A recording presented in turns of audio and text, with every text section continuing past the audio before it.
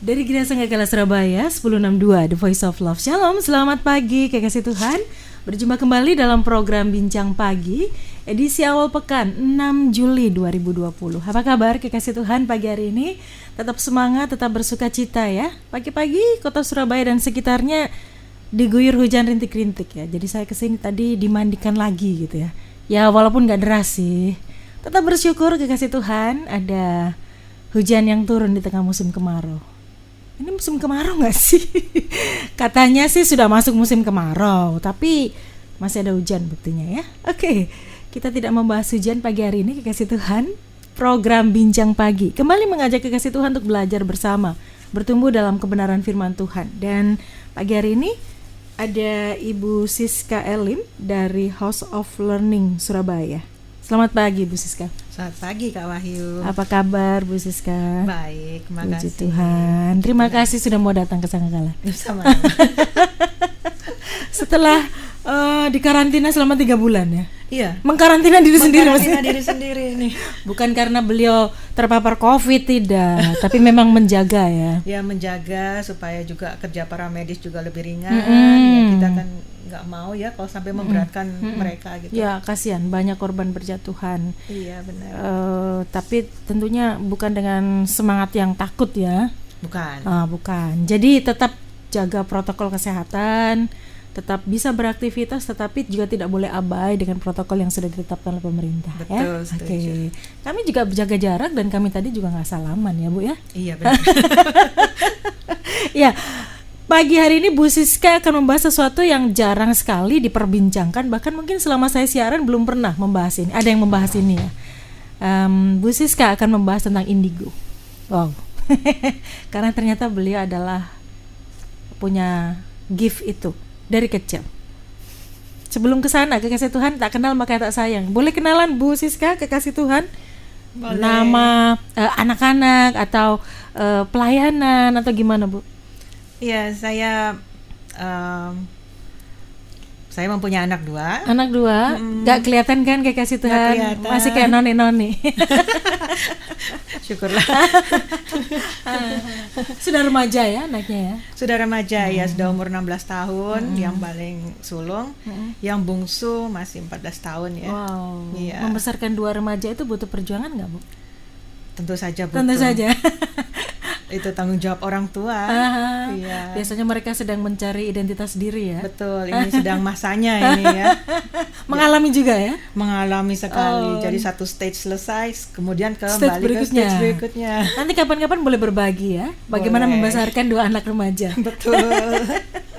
House of Learning itu apa Bu?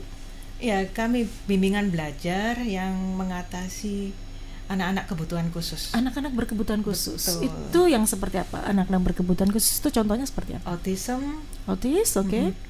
Yang kebanyakan di tempat kami adalah anak-anak disleksia. Disleksia. Betul. Kekasih Tuhan pernah dengar nggak disleksia? Nah, Mungkin ada yang belum pernah dengar tuh. Disleksia itu apa? ya jarang dibahas ya. Nanti kapan-kapan bahas juga Bu ya. Oh baik, siap nanti. Karena banyak orang tidak pernah tahu apa itu disleksia. Betul. Bisa dijelaskan sedikit kepada kekasih Tuhan apa sih disleksia itu? Disleksia itu adalah kemampuan anak, cara berpikir anak yang berbeda daripada orang yang biasanya. Nah, cara berpikirnya beda gitu betul. ya. Jadi reseptifnya atau pengertiannya berbeda, dan sudah pasti otomatis kalau reseptif berbeda, ekspresifnya juga berbeda. Contohnya. Contoh nih, kalau di anak kecil ya misalnya kayak gini, anak ini pas datang ke les gitu ya, rambutnya aut-autan, terus sama gurunya dibenerin, sampai rumah dia lapor orang tuanya, aku nggak mau les lagi. Oh, Kenapa? Kepala saya dijendul katanya. oh. Setelah punya recheck, kan kita juga ada kamera kan, kita lihat ternyata rambutnya di pinggirin gini loh. Gitu. Itu namanya Salah lebay nggak sangka. sih? Ya memang kita seperti itu. Karena saya juga salah satu penyandang. Disleksia juga. Iya benar. Oh. Tapi yang sudah teratasi loh. Sudah teratasi ya. Konon katanya saya pernah baca dan pernah lihat film gitu ya. Disleksia tuh membacanya itu katanya tulisan tuh bisa lari-lari gitu. Betul. Bener ya? Betul. Jadi kalau anak susah belajar, diterangin nggak ngerti-ngerti, belum tentu dia bodoh. Belum tentu dia anak-anak yang nggak pinter gitu, tetapi ternyata ada kekurangan itu, dan itu bisa diatasi, Bu ya. Sangat bisa diatasi. Oke. Saya tertarik. Bu Siska itu pernah, saya lupa kapan tepatnya bicara dengan beliau. Ternyata hari-hari ini kan banyak autism ya, anak-anak autis ya. Itu ternyata pengaruh dari sejak dalam kandungan ya, Bu ya. Betul. Dari kandungan tuh memang sudah dibawa karena mereka juga membawa genetik ya, atau kelainan hormon atau bagaimana gitu. Sebenarnya yang di secara sains pun juga belum mempunyai satu kesimpulan yang exact gitu, yang pasti gitu ya. Iya. Dan ternyata di dunia roh pun itu ada pengaruhnya. Kapan-kapan kayaknya kita mesti ngobrol itu ya. Iya. Karena itu ternyata dipengaruhi oleh si jahat juga. Benar. Ya. Jadi ibu hamil yang sedang mendengarkan pagi hari ini, atau Anda yang punya anak menantu yang sedang mengandung, hati-hati. Harus terus melekat sama Tuhan, Bu ya. Betul. Saya sekilas itu langsung, wah ini boleh nih dibahas sih. Banyak orang nggak ngerti soalnya ya. Ternyata anak-anak sudah bisa diserang ketika dalam kandungan. Betul. Oke. Baik, kita tidak akan bicara di situ. Nanti kapan-kapan Bu Siska harus janji akan menyampaikan itu, Bu ya. Janji saya. Oke, janji. Kita bicara indigo dulu. Tadi Bu Siska, kami sempat ngobrol di off air tadi, beliau selain disleksia, beliau juga indigo. Boleh tahu indigo itu seperti apa, Bu? Indigo itu emang jarang ditanyakan atau dibahas oleh banyak orang ya, karena dianggap seseorang yang aneh gitu ya. Bisa lihat sesuatu, bisa lihat setan gitu ya. Padahal orang indigo tuh bukan semata-mata cuma bisa lihat setan. Oke.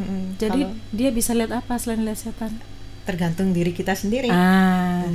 Boleh cerita nih, itu ibu mengalami itu dari lahir atau bagaimana? Saya tahu kalau saya indigo itu barusan. Karena sebelumnya waktu masih kecil, saya berpikir saya itu aneh ya. Kok kenapa saya tuh lihat sesuatu yang tidak orang lain lihat? Contohnya? Contohnya lihat roh-roh gentayangan, atau sometimes atau kadang-kadang lihat, oh orang ini bakal mengalami ini ya, seperti itu. Terus dan kemudian ketika kejadian, saya tuh berpikir, apa gara-gara pikiran saya ya? Kan karena nggak ngerti, nggak ada yang berani yang membimbing saya saat itu ya. Ya sudah, saya akhirnya juga menutup diri. Keluarga, papa mama tahu itu? Kalau mereka tahu, tapi berusaha untuk menutupi gitu ya. Maksudnya istilahnya. Jadi ketika ibu bicara gitu, apa sih gitu atau bagaimana? Enggak, mereka bilang gini, abaikan saja. Itu saya sekarang baru ngerti kenapa mereka bilang abaikan saja gitu ya, terutama ayah saya gitu. Katanya jadi beliau itu mengajarkan saya bagaimana supaya memperkuat logika gitu ya. Kira-kira kalau ada sesuatu yang nggak kelihatan, betul apa enggak gitu loh. Oh iya, lama-lama juga saya seperti itu. Tapi apakah hilang penglihatan itu? Enggak sama sekali. Jadi tumbuh bersama dengan penglihatan-penglihatan yang menyeramkan itu? Iya, betul. Takut nggak, Bu?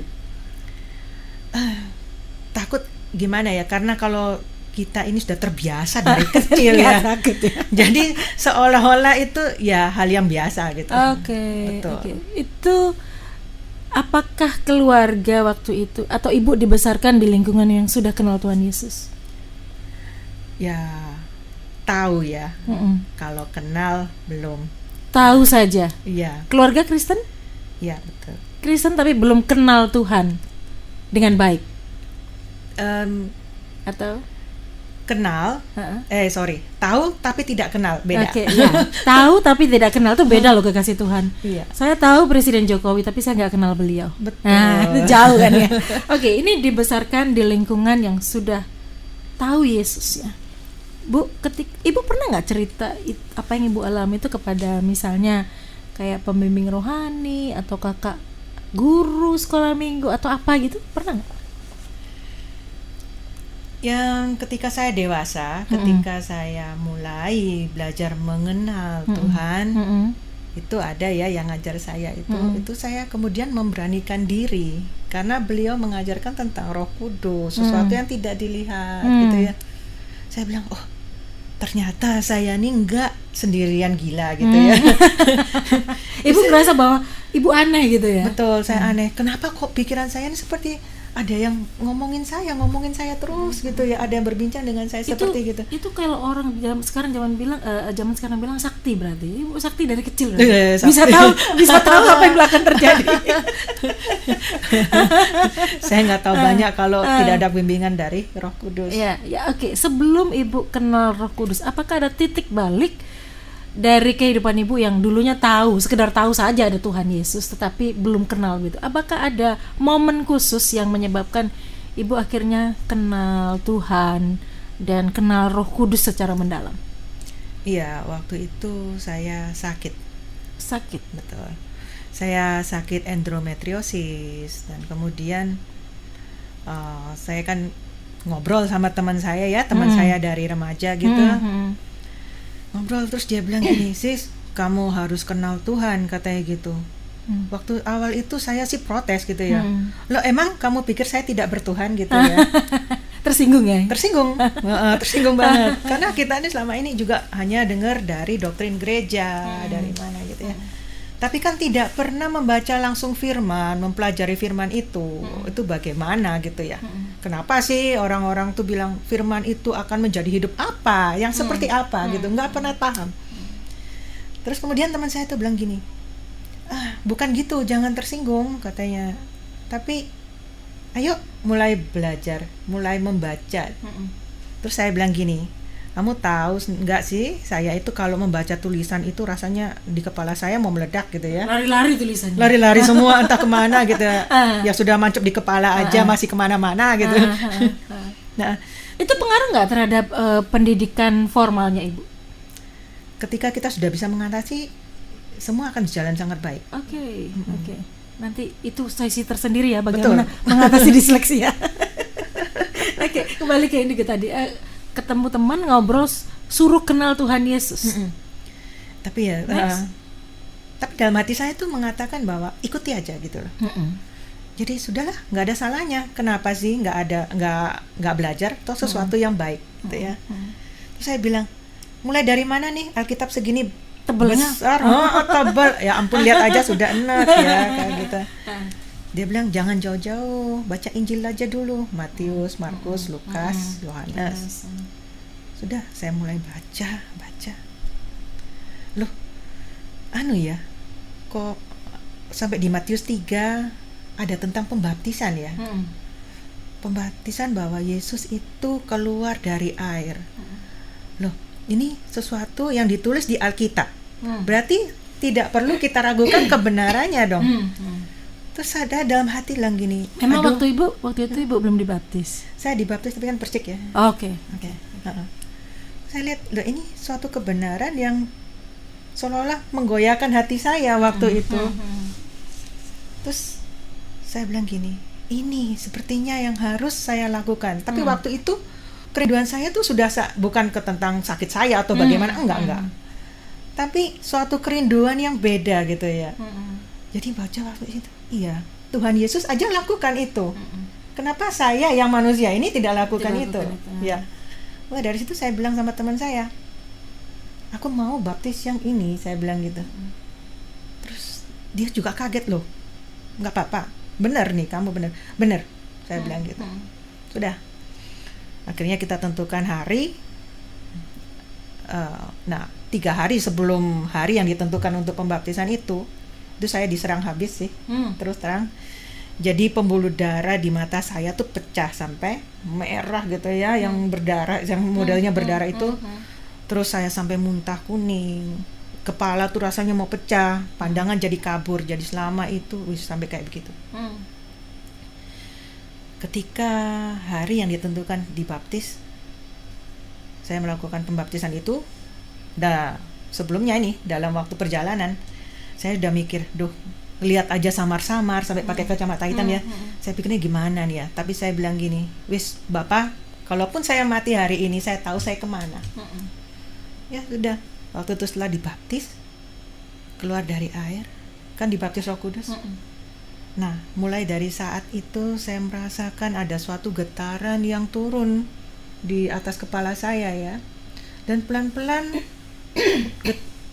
kepala saya yang tadi sakitnya mau meledak itu ya, itu mulai sembuh. Oh. Iya, dalam waktu berapa hari kemudian pembuluh darah di mata saya udah mulai memutih ya, sudah normal kembali. Saya bilang, loh, terjadi kesembuhan ya. Itu tidak dibawa ke dokter sama sekali? Tidak sama sekali. Oke. Nah, terus belum lagi satu kejadian itu tiba-tiba tangan saya seperti ada getaran gitu ya, listrik gitu ya. Saya tanya karena baru merasakan itu ya, setelah pembaptisan itu. Saya tanya, Bapak ini buat apa? Gitu. Terus tangan ini bergerak sendiri ke perut saya. Saya sendiri lupa karena belum datang bulan waktu itu. Ya, endometriosis itu sakitnya waktu datang bulan. Betul. Perut saya gini. Ya sudahlah, yang penting ini hal yang baik. Nah, pada saat ada datang bulan, loh, kok nggak sakit ya? Masih belum percaya ini. Saya check up kembali ke Singapura.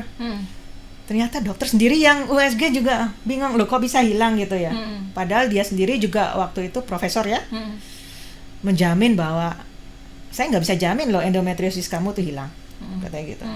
Tapi dia sendiri bingung, kok nggak dioperasi kok bisa hilang? Kok bisa gitu. hilang? Gitu. Oke, wow. Jadi nah setelah pembaptisan itu, apa bedanya dengan sight atau penglihatan yang sebelumnya? Sebelumnya kan tadi lihat sesuatu yang mengerikan, ada apa ya, bisa lihat ya roh-roh yang gitulah gitu ya. Nah, apa bedanya sebelum dibaptis dan sesudah dibaptis? Sabar dulu kekasih Tuhan, kami akan perbincangkan sesaat lagi.